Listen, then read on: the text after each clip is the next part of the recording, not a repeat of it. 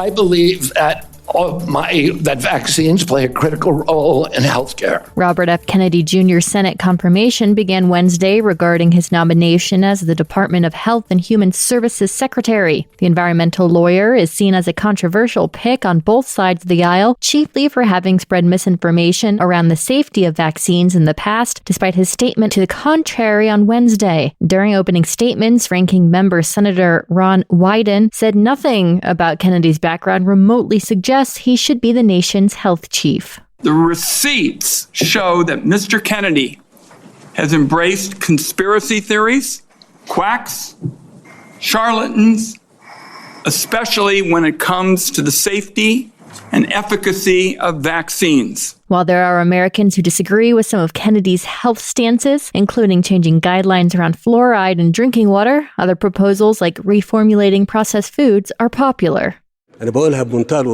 I say it clearly. The forced displacement of Palestinians is an injustice that we cannot take part in. Egyptian President Abdel Fattah al-Sisi said during a press conference with his Kenyan counterpart in Cairo that they will not participate in any plans to move Palestinians from their territory after U.S. President Donald Trump touted a plan to quote-unquote clean out the Gaza Strip. Trump reiterated the idea Monday as he called for Palestinians to move to safer locations such as Egypt or Jordan. Sisi added that Egypt was, quote, determined to work with President Trump, who seeks to achieve the desired peace based on the two-state solution, unquote. An Israeli official announced Wednesday that Hamas will release 3 Israelis and 5 Thai nationals in the next hostage release, slated for Thursday. This is VOA News. Police say at least 30 people were killed and dozens injured in a stampede at the world's largest religious gathering as millions of pilgrims rushed to dip in sacred waters during the Maha Kumbh festival in northern India. The 6-week-long festival, held every 12 years, started on January 13th. Authorities expect more than 400 million people to pass through the pilgrimage site.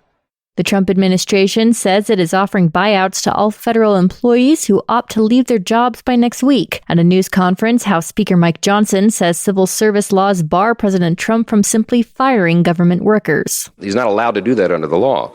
And so the president is thinking outside the box. His team is thinking outside the box. Well, how can we address this problem if we can't fire people for lack of showing up for work?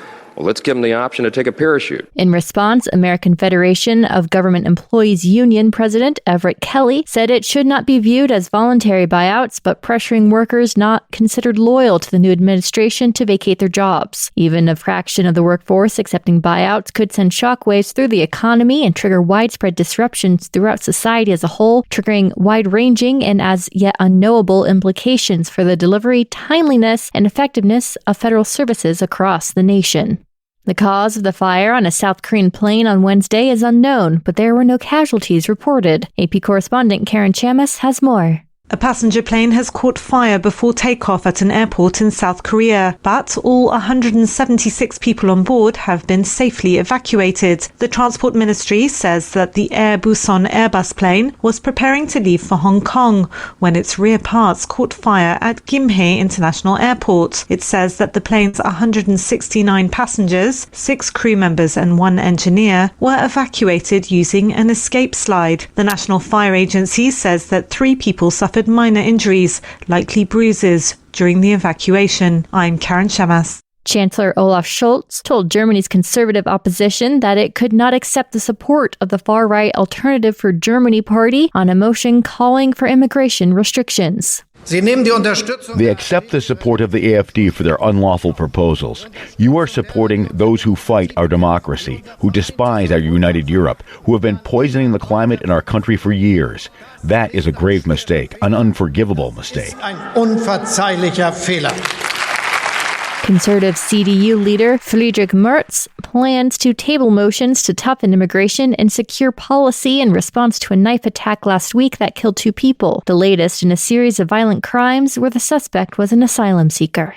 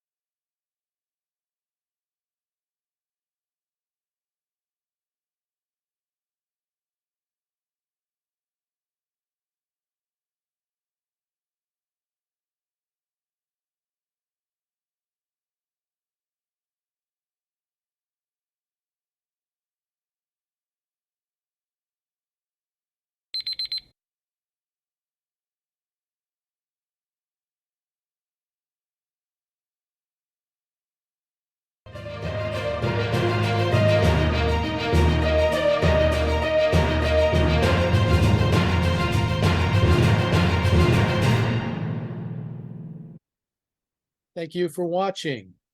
Can you do me a favor? Please leave a comment in the comment section below. That would really help. Thank you, and see you again soon.